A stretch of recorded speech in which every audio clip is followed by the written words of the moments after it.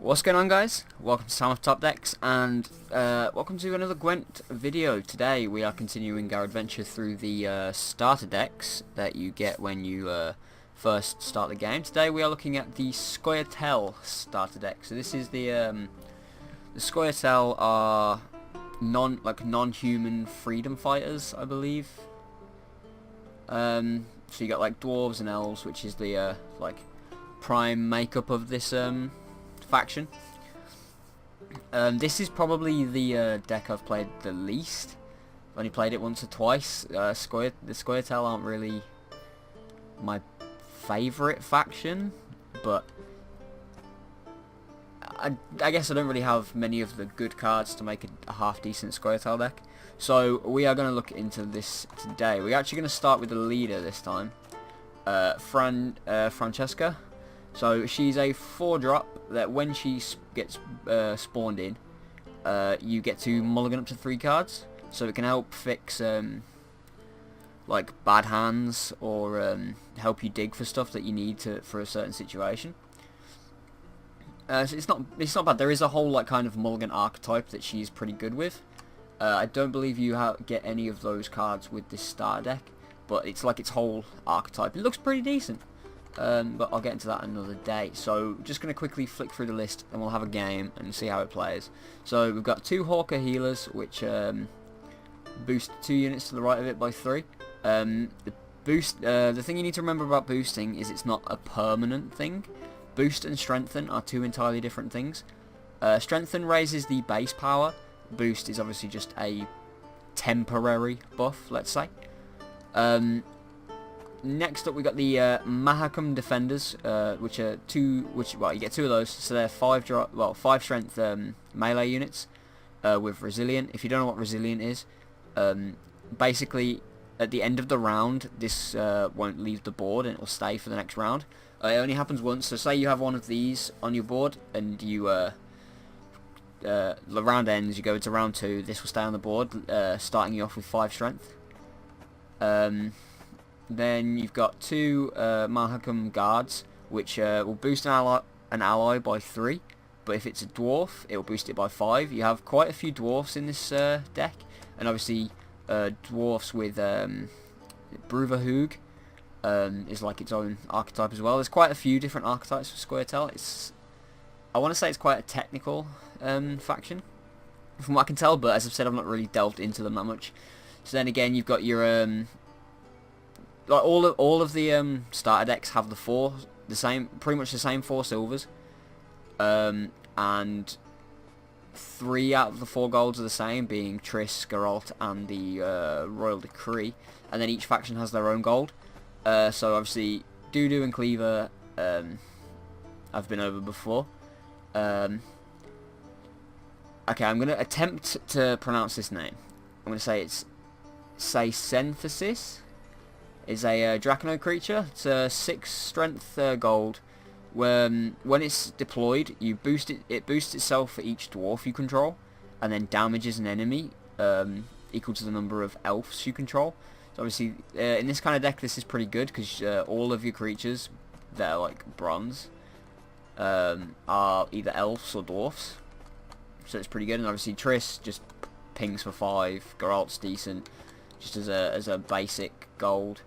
And you got 2 Dol Blathana archers.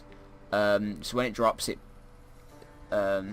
damages an enemy by 3 and then an enemy by 1. So it's essentially a 9 strength swing for each one that comes down. It's decent and it can help control the board and that. And then we've got 2 Dwarven Skirmishers, which when it drops in, it's similar to the Wild Hunt Warriors. Then when it comes down, it hits an enemy for 3. But the difference between this and the Wild Hunt Warriors, whereas if the Wild Hunt Warrior kills a unit, it gets boosted by 3. This one will boost itself by 2. Sorry, this will boost itself by 2 if the unit wasn't destroyed.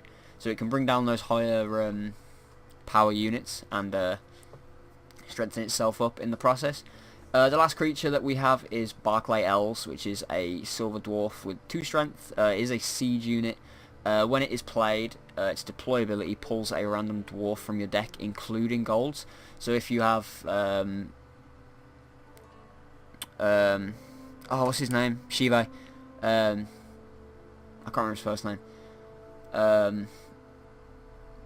Zoltan. Is it Zoltan Shiva? Yeah, so you can bring him out and stuff, and so it'll bring out any dwarf from your deck. Obviously in this deck alone you have a fair few dwarfs, and it will boost that card by 3. Obviously with it being able to bring out golds is really good as well, so if you're playing a complete dwarf deck it can get a few decent cards out. And then for the spell lineup, again, it's pretty standard. You got 1 Elzor's Thunder, 2 First Lights, 2 Swallow's Potion, which again boosts a unit by 8, so this can give you a temporary, like, a bit of advantage or can help catch up, but it is not a permanent thing. Decoy, which is arguably, I think, one of the best silver specials in the game. Obviously it's not going to be used in every single deck, but there's a lot of things you can do with it. So in Commander's Horn and Scorch and the Royal Decree. So yeah, it's quite a synergistic deck. It's kind of like a mixture of two. Well, I want to say it's a mixture of 2 of the big archetypes, being elves and dwarfs.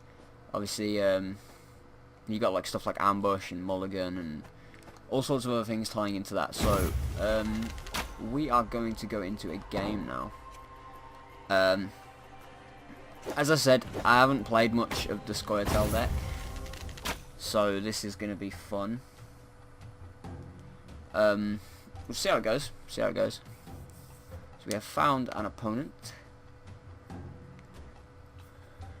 Let's see what they're playing. What are we going to have? And we're against Eredin, so this is going to be My folk have suffered a Wild much. Hunt deck, which means weather's going to be a thing. So it's going to be interesting, because I don't believe this deck comes with any cards that allow you to move stuff. So defo I want to keep the First Light. Commander's Horn I don't think is that good. This is going to be predominantly, well, it's okay, I guess. That can boost stuff. This can help whittle down stuff. I think this will do, I guess. Let's throw back one of these. Okay, that's not good. We'll ditch that as well. Okay, well, we got another one of these back, so it doesn't really matter that much. But oh, so I mean, Royal Decree's not a bad card, but the only card left in deck you can pull is Triss, which arguably is a reason to keep it, but. Leaving the Ice Giant, so I'm going to assume that Frost will be coming down next turn.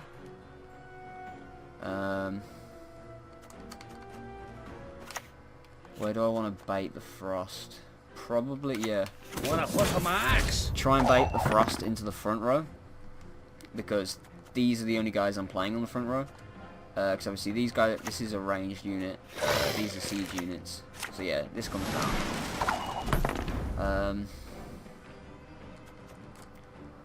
I'm not sure if I want to burn a first light right now. Scoia'tael! Attack! And we will bring down the Ice Giant. Because if we can get the Ice Giant down to 5, when I clear the ice, the Ice Giant will die. Okay, so it's not okay, so it's not a starter deck, Eredin. So Ekamara is a bit annoying.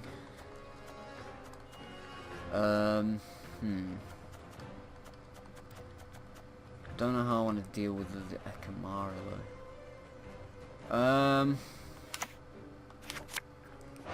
I guess I'm gonna clear skies now, because it looks like I might have to keep the defenders around for next round. So obviously this also has Resilient, and I haven't got a Cleaver to ping it. Okay, so that's not good. Let's drop Wanna put on my axe? because it might be worth just passing. Okay, let's look at the decoy. I don't know, it might be just worth. It's not really worth me passing though, is it?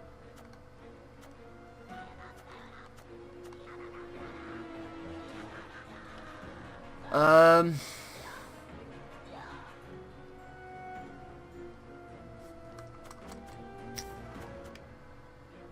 I'm gonna pass. I'll give him this round. Because, I mean, he can continue to play stuff if he really wants to, but it's just going to burn his resources. So, yeah, I'll take the +1 going into round 2. Obviously, Ekamara's a problem, but what can you do? Okay, the doo-doo might actually come in handy now. I'm going to hold on to that. Probably throw back the swallow potion. Yeah, throw this back. Okay, first light's good. So he's used 2? Yeah, he's used 2 of his biting frosts already, which means he only has 1 left.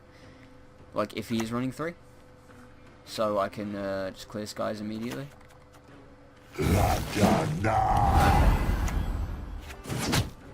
Okay. I'm gonna drop Doo-doo now while there's a good target for it. Obviously, if anything bigger comes in, I can decoy it if I really want to, but I'm probably not going to. Coming! Okay, Coming! it's not good.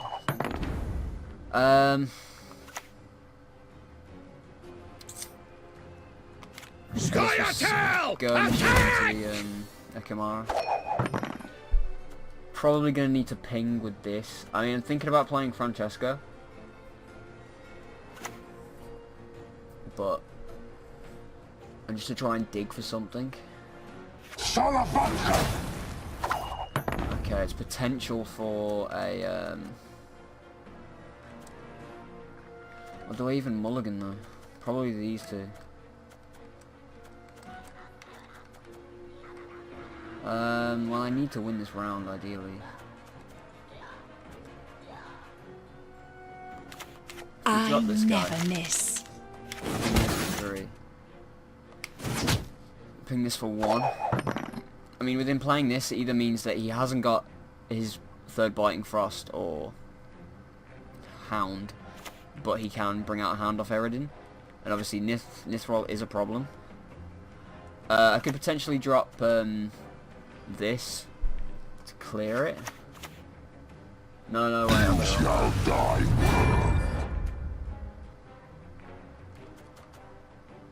I'm expecting the Hound. No, he's going for the buff on the warrior. Resistance is futile. Okay. That at least means for now it doesn't look like he's going to get his weather up.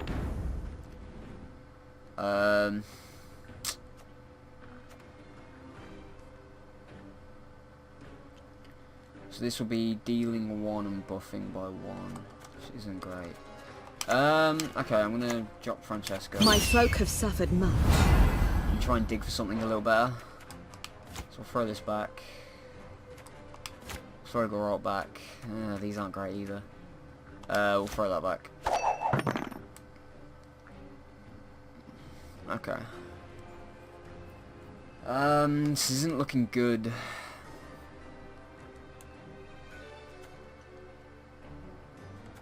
So I drop this on the front row and boost the back. That's 10.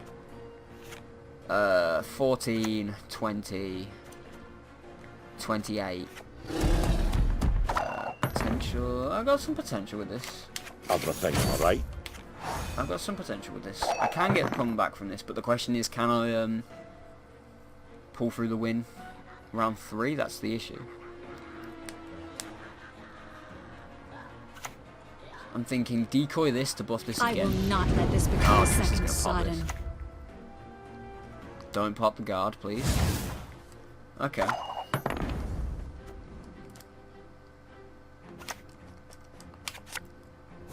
Let's decoy it. Let's pop What up is the this guy poison? again.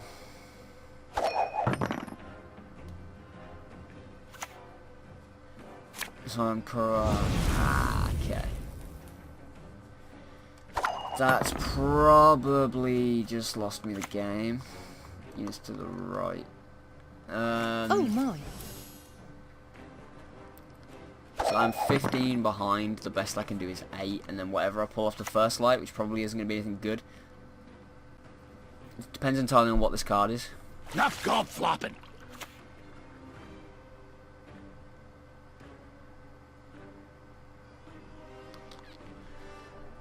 So can I make 21?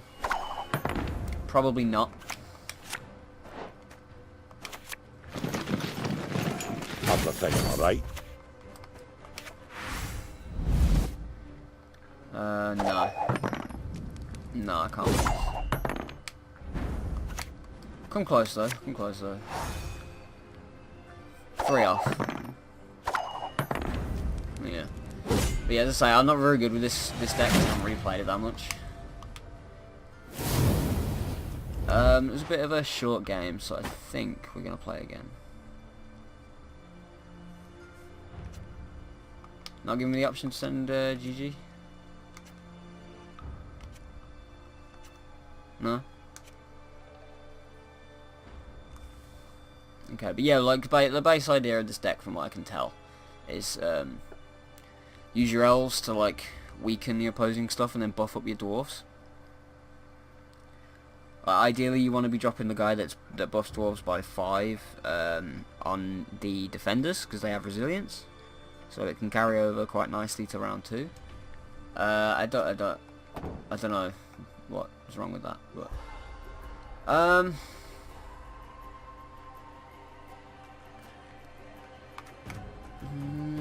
do we have another game? No, I think that'll do. So yeah, we'll just have another quick look at the deck. As I said, I don't really know how you can improve this, like as a like a starting out kind of thing, because I haven't really played it that much. I guess get more of these like dwarves and just try and make a dwarf deck, I guess. But